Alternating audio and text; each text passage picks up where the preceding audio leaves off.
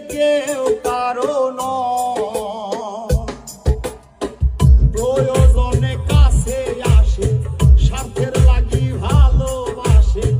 শেষ হইলে